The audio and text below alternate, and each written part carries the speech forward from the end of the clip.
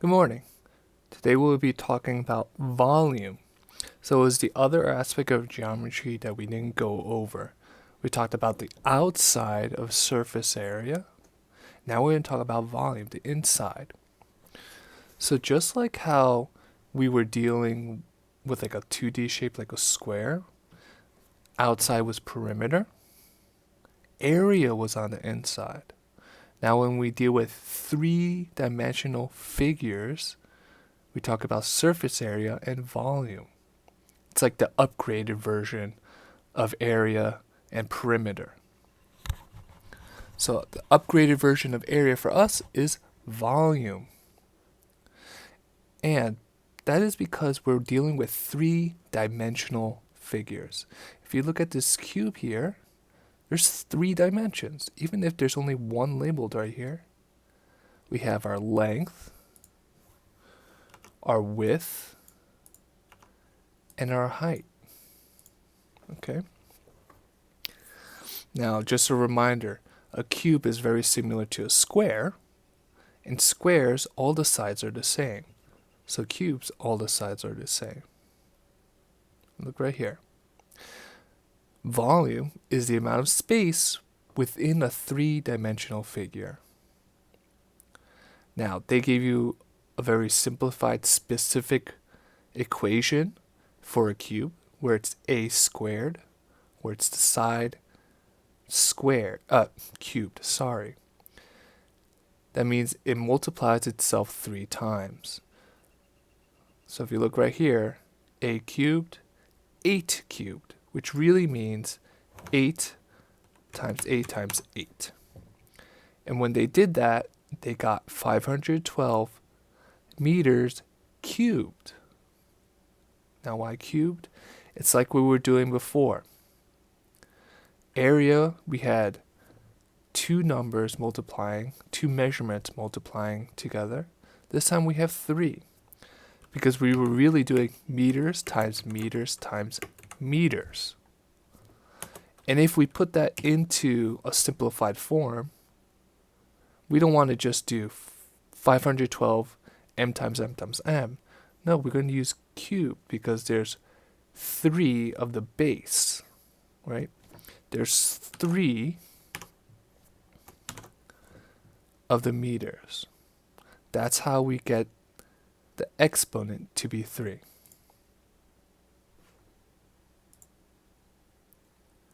Now the steps to finding volume is somewhat simple, and we're going to use this concept basically for everything we're going to learn this week.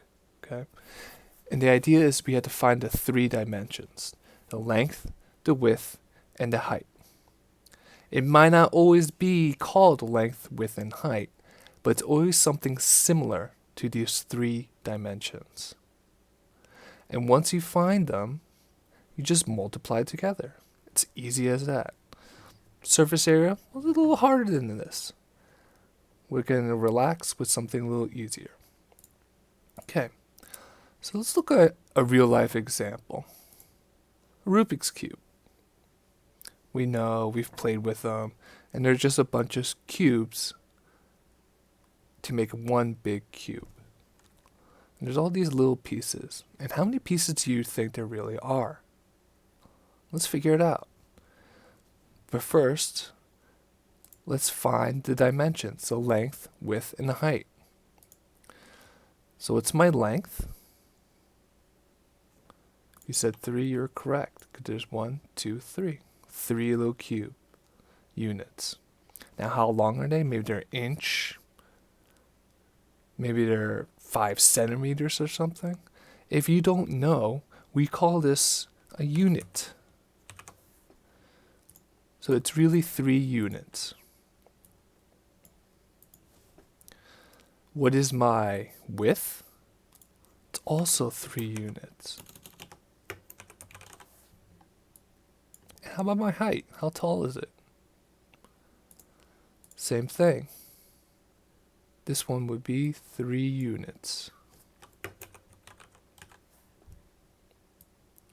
So now I have all my measurements, my dimensions, 3, 3, and 3. What does the next step say? Just multiply together. So let's try it. Volume equals length times width times height. Let's plug it in. Oh, let me just label it first. We know our length, width, and height. And what does it all equal? Length is 3, width is 3, height is 3. So let's plug it in. 3 times 3 times 3. If we put that into a calculator, we would find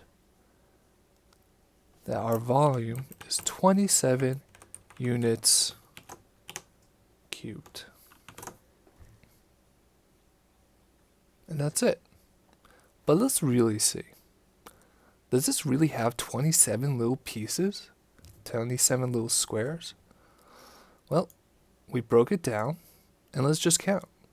1, 2, 3, 4, 5, 6, 7, 8, 9, 10, 11, 12, 13, 14, 15, 16, 17, 18, 19, 20.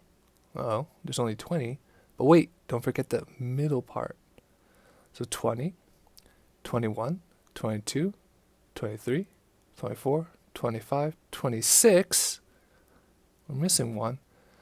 Well, you have to think about the center. Inside the cube, there should be another cube, but because it's a Rubik's Cube, it has to be a little contraption. It's not really a cube. But we can say there's 27 pieces. And does that match? Yeah, 27. For today's assignment, you have to know the volume of a cube. And the thing about cube is all sides are the same. So the length, width, and height are all the same number. Look at the Rubik's Cube measurements here.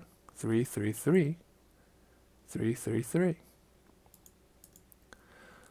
So if you know the length of one side of a cube, you know the length of all the sides. Let's look at our homework. And we'll actually look at one of the examples, okay? We'll try one out. So when we look at this problem, we only see one number. But don't forget, all the sides are the same. So my length, width, and height would be 5. And what do I do with all these numbers? The 3 dimensions, we multiply it together. So it should be 5 times 5 times 5. What about over here? This side is 2. All the sides are 2. So we are 3 dimensions. 2 times 2 times 2. Number 3. One side is 7. So all the sides are 7. 7 times 7 times 7. And so forth. Don't forget to put the measurement to the 3rd power cubed. Okay?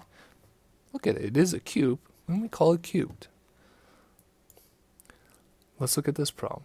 So let's go through it step by step. If I know one side is 5, all the sides are 5. So the length would equal 5. The width would equal 5. And the height would equal 5. And what's my equation? Volume equals length times width times height.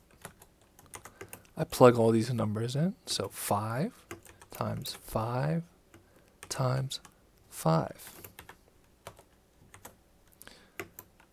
If we multiply it out, we would get 125 centimeters cubed. And that's pretty much it. Okay, let me bring you back to the instructions. Volume, find the 3 dimensions and multiply together. This is our basic introduction to volume. Most of the time we're just looking at cubes for today. Tomorrow we're going to be going over the same formula, but with rectangular prisms, with box shape items. Okay? If you have any questions, Please don't hesitate to message me. Do your best, and we'll see you tomorrow.